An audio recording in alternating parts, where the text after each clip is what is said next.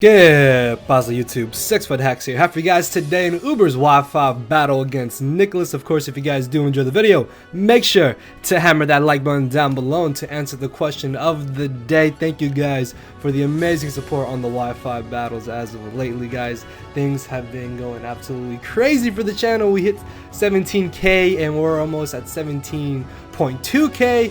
So just thank you everybody so much. Really do appreciate every single one of you. And I didn't really get to properly thank you guys like in an actual video, so just thanks guys. Anyways, the battle's already started now. I do have a very hyper offensively based team, but Nicholas's team is also pretty offensively based. So he ends up leading off with his Deoxys, as I'm going to be leading off with my Excadrill. Now, I know Deoxys speed are known for having taunt and normally going for it turn 1, so I actually decided to go for the Earthquake. As he doesn't even go for the taunt, he actually goes for the Stealth Rocks. Maybe he did predict me to predict him to go for the taunt and not go for the Stealth Rocks, in which case that was a good play on his part, as I am then going to go for my rocks the following turn, thinking, okay, maybe he doesn't have taunt now, so I can get up my rocks, which is really nice because unless he's got Defog on his Arceus, which from the build of his team, I don't think it is going to be Defog Arceus, then there's no way he can get rid of my hazards. So he goes for the taunt the turn after, and I'm thinking that's because he probably thought I had Toxic. I have used a similar Excadrill and OU that has Toxic, but this Excadrill actually has Iron Head, so I can kind of understand that. That way I wouldn't be able to Toxic whatever he decided to bring in after this Deoxys. So he's still going to try and get up his Stealth Rocks here. I'm not sure why he didn't try to break my Sash. Maybe he didn't have any offensive move. Either way though, I will be able to luckily get out of this exchange with getting up my own rocks and him not getting up rocks. And again,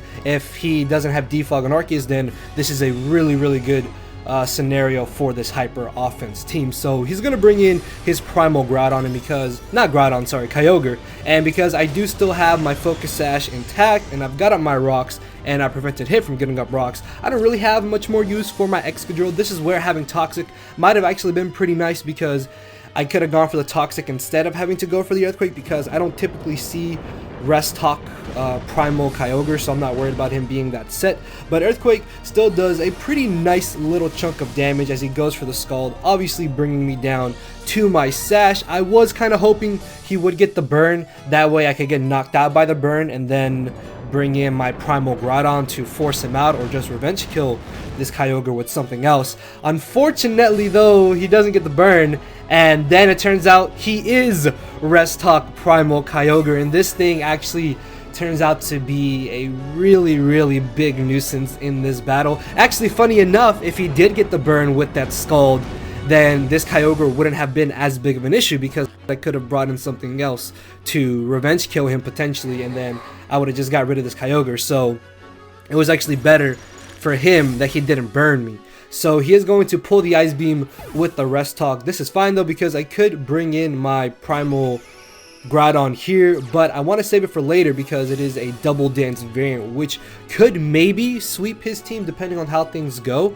But I'm going to be able to bring in my Tapu Lele here now, and I'm actually going to go for the Z move, partially predicting him to stay in and partially predicting him to switch into the Lunala. Actually, I went for Taunt. Wait a minute. Why did I go for Taunt? Okay. No. I think Z moving there was definitely the better play. I mean, I guess he could have left in Kyogre, but I don't think a Psychic would have knocked out Kyogre. And he shouldn't have left in Kyogre anyways when he should have made the switch into Lunala. So yeah, that was a really big misplay on my part there. I completely lost all momentum, and then I leave in Tapu Lele, I think hoping that he doesn't go for the Moongeist Beam, expecting me to bring in my Yveltal, which luckily enough he does go for the Ice Beam, expecting Yveltal. And because most Lunalas are Choice Specs or Choice Scarf from what I've seen, then I'm pretty positive he is locked into this Ice Beam. So I'm just going to leave in my Lele for Death Fodder here. This way I can get a free switch into my Groudon now, and I put him in a scenario of where he can either lose his Lunala or he can hopefully fodder something else off. If that is not Arceus Grass, which I haven't seen at all in Sun and Moon, then there's no way he should risk switching in his Arceus into my Primal Groudon just because I can be an offensive variant.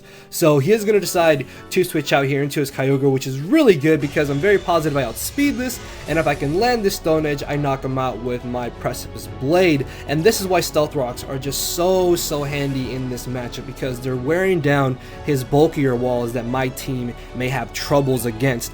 Unfortunately though, I missed the Stone Edge, which does kind of suck because now I'm in a scenario where I probably have to choose something to fodder off. Like, as long as he doesn't get Scald here, we're good, because I'm pretty sure Pheromosa can live one Ice Beam.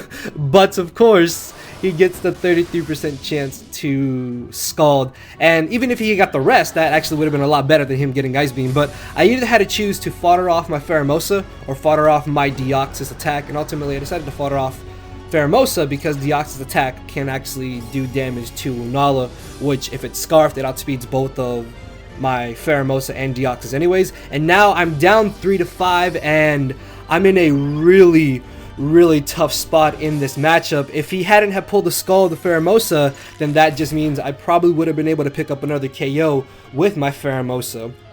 And luckily enough, he leaves in his Primal Kyogre here, and I'm able to Rock Polish and Sword Dance. However though, if he has Extreme Speed on his Lucario, I lose. If he has Extreme Speed on his Arceus, I lose. If I miss any one of my single attacks, I lose this battle just to Lucario, because Lucario can beat my Deoxys attack and it can beat my Yveltal, which are my last two Pokemon. So I managed to hit the Precipice Blade on the Kyogre, thankfully hit it on the Lunala, and now I just need to hit 2 more Precipice Blades and a Stone Edge, and that's not really good for me at all. So in comes the Shaman. Luckily, I connect with the Stone Edge, but that doesn't even matter because he still has Lucario, which if I miss against Lucario, like I said, I lose this battle in general. So I have to hope he doesn't have the E-Speed, and I have to hope that I can land this Precipice Blade. Even if he's got the Bullet Punch, he's not going to be able to knock me out because I am a Fire type. So I thankfully, luckily, thank you Arceus, and the fact that my Primal Groudon is well trained, I'm able to knock out the Lucario. And funny enough, his Arceus form turns out to be Arceus Rock, which means I will be able to knock it out with my Precipice Blade.